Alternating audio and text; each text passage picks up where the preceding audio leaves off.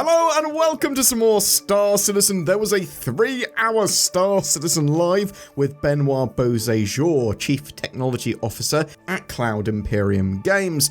There was some quite interesting, useful development info that came out of that. Plans for the future, server meshing, engineering, tech preview stuff. We're going to do a quick bite-sized summary of what you need to know from that 3-hour video, but I will link it down below in case you want to watch it in the background. I do want to say as well that, at least in my opinion, Benoit seems very capable and honest. I believe he is an incredibly good asset for Star Citizen. He was a co-founder of Turbulent, which are now a CIG Montreal studio. I thought I'd give you my bias. I like Benoit and I think he's good for the project. Benoit starts talking about 2025, the year of playability. Over the last year, they've made massive progress, moving from a single server shard to static server meshing, which has 10 servers per shard and 600 to 800 players per shard, and the addition of Pyro, a whole new star system. There are various new development processes that have been created to avoid regression bugs and improve quality. They're going to be pushing the limits of static server meshing as they move towards dynamic server meshing. They've had hero teams and sort of dev strike teams on critical issues like freight elevators. They make use of QA embedded within feature teams to help catch issues earlier and triage them. They are cleaning up code to help reduce bugs. These and other new methods have significantly reduced bugs and improved workflow. On the tech preview build and environment, they are currently testing AI improvements and Vulkan renderer and general graphics updates, stuff like that, as well as texture improvements, lighting improvements. They're even working on tooling for missions 2.0 as well, to make missions more easily accessible from the dev's point of view, to sort of build them out more easily and have a more improved baseline of quality there. They've also been testing that stuff on the tech preview on and off, and you'll see more of these tests. When the current tests are completed and shipped to live, the next goal is to bring engineering gameplay to the tech preview, which is planned before the end of the year. Server meshing. They have been collecting loads of data with static server meshing, from the number of ships to AI and NPCs and resources per dedicated game server to performance metrics.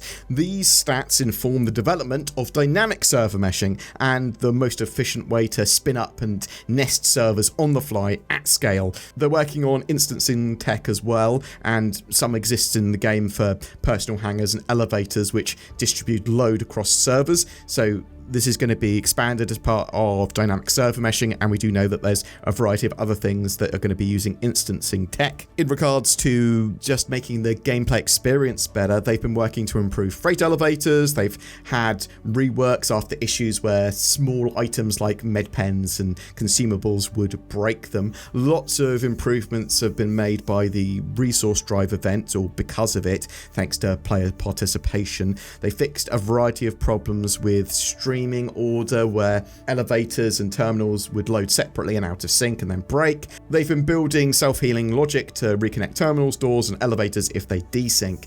Transit systems and elevators and that sort of stuff, they're currently being refactored by a hero squad, a strike team. This also includes self-healing to fix missing carriages or stuck doors, which is working well with internal builds. The future transport system will be far more resilient for players. They are improving the cleanup and density manager. Items considered unimportant, like shrapnel or rubbish or discarded medical gowns, will eventually be removed unless interacted with, which will then reset their lifetime. But their lifetime might be relatively short. This can also be used to clean up abandoned vehicles and ships at outposts, and potentially this can be different per region, per population, how busy an area is, based on server meshing needs, that sort of stuff. They could tie into future salvage beacon gameplay, but this requires better player incentives and supporting systems like crafting. This video is sponsored by Tobii Eye Tracker 5s. They're on sale at the moment. It's Tobii's 24th anniversary, and to celebrate, you can use my link below to get 20% off until the 20th of September. Do you want high-precision head and eye tracking that's natively supported in Star Citizen? If the answer is yes or maybe, well, you can catapult your immersion and control to the next level by grabbing yourself one. Look Aim, react more freely, give yourself more options in ships, vehicles, and while on foot, just while playing the game, I suppose. And there are features like camera boost, which is a bit like mouse acceleration for your head and eyes, but actually really useful. It enables you to check around more easily, tracking an enemy fighter that's to the side of you, or looking out a window, or enabling you to check over your shoulder. The Tobii Eye Tracker 5 also supports a variety of other games and features, and there is also a sweepstake going on at the same time that you can get involved with. Buy one now. What do you have to lose other than the money you spent on buying it? I see the issue. You'll probably like it. Links below. The Spawn Manager, which oversees mission-related spawning, had a problem recently with overspawning. Systems didn't check if the required NPCs and props and mission items existed.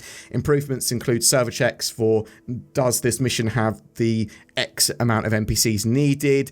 Are all the items there? If so, don't spawn more. There are improvements that they're working on for the air traffic control systems, the ATCs. They're in early planning and are currently gathering data. They plan to have the ATC and hangar manager split responsibilities for a smoother flow. Basically, as soon as you get inside your hangar, it will hand over authority to the hangar manager. Long-term persistence. Items from the web store are tied to entitlements records, so like promo items or stuff you've bought with real money, while in-game purchases are tied to the long-term persistence database. Each time you log in, entitlements are granted and LTP records are loaded for your in-game items and inventory. Problems can arise because each item, especially ships, can be in a complex state. Lots and lots of different types of complex state, which aren't always saved properly. Currently, if your ship is stowed in your home inventory, it'll be saved in your LTP records and is more likely to survive an update. So moving from Alpha 4.3 to 4.3.1, for example. If your ship's left unstowed on a pad or stored in an inventory you don't own, it might not be saved during the patch update. A full long-term persistence rework is being developed, though, to make your entitlements and inventory persist fully between patches, except for things like ammo, medpens, and that sort of stuff by design, apparently. Eventually, everything will be carried over after 1.0. There shouldn't be any more resets, right? At least from my understanding and CIG's goals. I suppose they would always reset if something was so broken they needed to, even after 1.0. Some other bits. There was a bug with the L21 Wolf at launch. There was a gravity issue for it. Tech exists to make beacons be able to work cross-server and cross-system, but they need some dev time and resources to implement that. Why don't they run maintenance more regularly on the Star Citizen servers? It's because it's not just a reboot. They only really need to do it when they're pushing server configuration changes or they need to push a particular fix. When they push hot fixes, this often creates fresh shards, and that can take time to propagate. The new shard will have the hot fixes on. Also, something that was said, CitizenCon Direct is a shorter CitizenCon than usual, about 2 hours. It's focused on Star Citizen and there is no Squadron 42 bits being discussed during the show, apparently. Squadron 42 teams are heads down working on getting that out the door for their planned 2026 release. And Jared did say that that's the plan, but stuff can change. He doesn't know the future, but they are on track to get Squadron 42 out during 2026. Boom! That's it for your quick little summary of that 3-hour Star Citizen Live. I do also want to thank CIG's Niku for putting out a quick summary in note form of that Star Citizen Live, because that was a great sanity check. I am disappointed the fact that CitizenCon is not going to have Squadron 42 updates and they're not going to give a hard release date, but it is what it is. I'm interested to know, are you excited by what Benoit was talking about there? They are obviously working towards server meshing, dynamic server meshing more specifically. Do you want more Star Citizen lives like this, where they take a dev or they take someone on a position of authority and they question them for 3 hours? I actually really would. I thought this was absolutely great. I'm going to rewatch it at some point because I suspect there is a load of other little bits there that are going to be useful when talking about the development of Star Citizen in general. And tell me if there's anything that I missed that you're like, actually, you probably should have mentioned this in the summary, or this is a highlight as well. Whatever your thoughts or questions, chuck it in the comments below. I'd love to hear from you. And something else that you should do, get yourself some NordVPN. What's that? There's a link below to nordvpn.com/BoredGamer. It gives you better accessibility, security, and privacy on the internet. Well, that's not news to me because I already have NordVPN, and you can get it too with a big discount. Clicky click. Click the links below. Every month we have a ship giveaway, and for this month of September we are giving away an RSI Apollo Triage, a medium-sized flying medical clinic. It also comes with lifetime insurance and access to Star Citizen with a game package. All you need to do to be in for a chance of winning that is comment on any of my videos made during this month of September.